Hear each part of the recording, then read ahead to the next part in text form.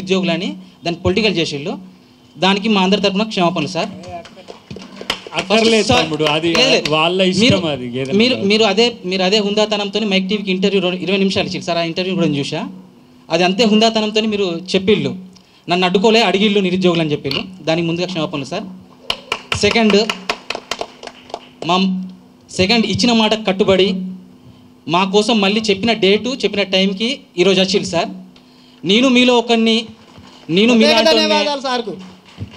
మీలాంటోనే, నేను రాజకీయ నాయకుడిని కాదు ఉద్యమకారుణ్ణి, నేను మీలాంటోనే, మీలో ఒకరిని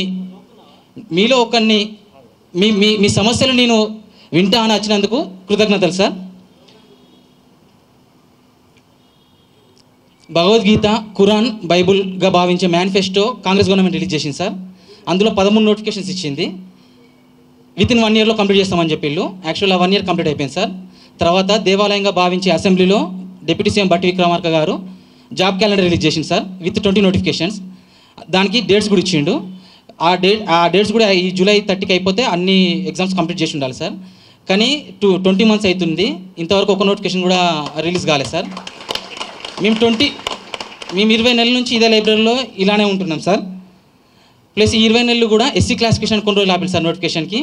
తర్వాత క్యాస్ట్ సెన్సస్ అని కొన్ని రోజులు ఆపిల్లు. తర్వాత సిలబస్ కమిటీ అని కొన్ని రోజులు ఆపిల్లు. తర్వాత ఇప్పుడు ఎన్ని జాబ్స్ ఉన్నాయి, అవుట్సోర్సింగ్ ప్రైవేట్ జాబ్స్ ఎన్ని ఉన్నాయి అని తేల్చుకోవడానికి ఒక కమిటీ చేసి మళ్ళీ కొన్ని రోజులు ఆపుతున్నారు సార్. మళ్ళీ ఫ్యూచర్లో కూడా ఈ జోనల్ సిస్టమ్ని మార్చి కొత్త జోనల్ సిస్టమ్ తీసుకొస్తా అని మళ్ళీ మారుస్తారేమో అన్న భయం కూడా మాకుంది సార్. అది కనుక వస్తే మళ్ళీ దానికి ప్రెసిడెంట్ ఉత్తర్వులు రావాలి. ఆ ప్రెసిడెంట్ ఉత్తర్వులు వెంటనే సైన్ చేయరు. దానికి మేము ఇంకా మళ్ళీ 2 సంవత్సరాల కింద కూర్చోవాల్సి వస్తుంటుంది సార్. మా రిక్వెస్ట్ ఏంటంటే మేము ఆల్రెడీ 2 ఇయర్స్ కంప్లీట్ అయిపోయింది సార్. ఇంకా ఉంది, ఇంకా కాంగ్రెస్ గవర్నమెంట్ ఉంది. ఆల్మోస్ట్ 2 ఇయర్స్ కంప్లీట్ అయిపోయింది sir. Me term almost half of the term complete అయిపోయింది. ఈ టర్మ్లో 2 బడ్జెట్లు అయిపోయినాయి, ఒక ఇంటర్మ్ బడ్జెట్ అయిపోయింది సార్. కానీ ఇంతవరకు మా నోటిఫికేషన్స్ అయితే రాలే. ఇచ్చిళ్ళు, అపాయింట్మెంట్ ఇచ్చిళ్ళు, 64,000 జాబ్లకు ఇచ్చిళ్ళు, నేను ఒప్పుకుంటా. కానీ కొత్త నోటిఫికేషన్స్ రాలేదు సార్. కొత్త నోటిఫికేషన్లు ఉన్నాయి, ఓన్లీ 11,000 నోటిఫికేషన్స్ వచ్చినాయి. ఇప్పటికే half of the term complete అయిపోయింది సార్. మేము ఇంకా వెయిట్ చేసే ఓపిక మాకు లేదు సార్. ఆకలైనోనికి సద్దన్నం పెట్టినా తింటాడు సార్. ఆడు 10 రోజులాగు పరమన్నం పెడతా అంటే వాడు ఆకలి తట్టుకోలేడు సార్. మీరు ఇలా కాలయాపన చేస్తారన్న భయం, అభద్రతా భావంతో నిరుద్యోగులు ప్రతి ఒక్కరు ఉన్నాం సార్. మాకు అసలు ముందుకు పోవాలో వెనకకు పోవాలో మాకు అర్థం కాక ఈ ఊగిసలాట్లో కొట్టుమిట్లాడుతున్నాం సార్. మాకు నోటిఫికేషన్స్ వస్తాయని చెప్పేసరికి మేము ఆశతోని మనిషి అనేవాడే ఆశాజీవి, అందులోనూ నిరుద్యోగం అంటాడు ఇంకా ఆశాజీవి.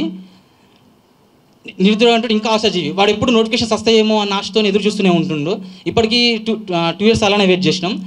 ఇంకా వెయిట్ చేస్తే ఇలానే ఇంకా 3 ఇయర్స్ కంప్లీట్ అయిపోయేదాకా అయితే సార్.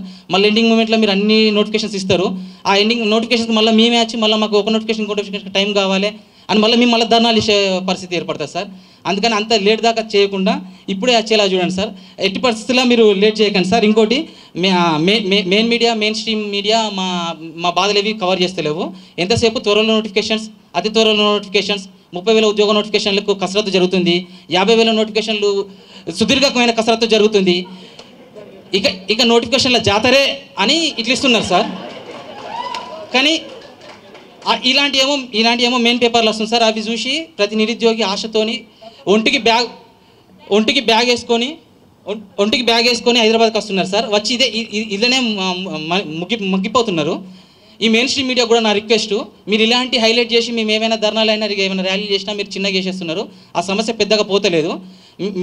మీరు రాయండి, ఇలా చిక్కడపల్లి లైబ్రరీలో కన్నీటి గాథలు అని ఇలా రాయండి.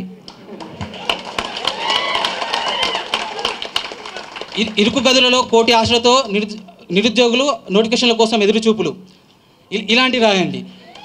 ఆర్థిక పరిస్థితులకు సతమతం అవుతూ జొమాటో, ర్యాపిడో, స్విగ్గీ చేస్తున్న గ్రాడ్యుయేట్లు, పోస్ట్ గ్రాడ్యుయేట్లు అని ఈ విధంగా రాయండి. మీరు ఎంతసేపు ఆ నోటిఫికేషన్స్ వస్తున్నాయి తెస్తున్నాం ఇదిగో అని ఇలా కాలయాపన చేస్తున్నారు తప్ప మాకు దానివల్ల ఉపయోగం లేకుండా పోతుంది సార్.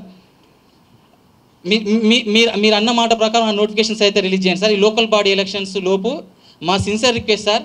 మళ్ళీ లోకల్ బాడీ ఎలక్షన్స్ అయిపోతే మీరు అంటే అది పాత ప్రభుత్వం చేసిన తప్పో ఒప్పో తెలియదు, కానీ దానివల్ల అందరం ఫిక్స్ అయిపోయినాం. ప్రతి నిరుద్యోగం మైండ్లో ఒకటి ఫిక్స్ అయిపోయింది, ఏ గవర్నమెంట్ అయినా ఎండింగ్ మూమెంట్లో మళ్ళీ నోటిఫికేషన్లు ఇస్తుందని ఫిక్స్ అయిపోయారు. మళ్ళీ లోకల్ బాడీ ఎలక్షన్స్ అయిపోతే మీరు అయ్యారేమో అన్న అభద్రతా భావం అది మైండ్లో నిరుద్యోగుల కమ్యూనిటీలో బలంగా ఫిక్స్ అయిపోయింది సార్. లోకల్ బాడీ ఎలక్షన్స్ ముందు దయచేసి నోటిఫికేషన్స్ రిలీజ్ చేయండి సార్. నోటిఫికేషన్స్ రిలీజ్ చేస్తే నేను మొన్న మాట్లాడి చూసి మా డాడీ నాకు ఫోన్ చేసి తిడుతుండు, డాడీ నువ్వు భయపడకు, ఎలక్షన్ సార్ ఒకవేళ జాబ్ నోటిఫికేషన్ వస్తానో చదువుకుంటే ఇదే లైబ్లో కూర్చొని, state election commission election notification release చేస్తానో సర్పంచ్గా జెడ్పీటీసీ ఎంపీటీసీగా నామినేషన్ వేస్తాను. నిరుద్యోగుల తరపున వేసే మొదటి నామినేషన్ నాదే అయింది డాడీ, నువ్వు టెన్షన్ పడకు, ఒకవేళ నోటిఫికేషన్ వస్తే నేను చదువుకుంటా సార్, రాకపోతే నేను పార్టిసిపేట్ చేస్తా, దానికి మీరే మద్దతు ఇవ్వాలి సార్, మీ మద్దతుతోనే నా తొలి అడిగేస్తా. ముఖ్యంగా మరీ చాలా అంటే చాలా థ్యాంక్స్ సార్, మీరు ఇచ్చిన మాట కట్టుబడి మీరు వచ్చి ఇంత టైం తీసుకొని వింటున్నందుకు చాలా థ్యాంక్స్ సార్.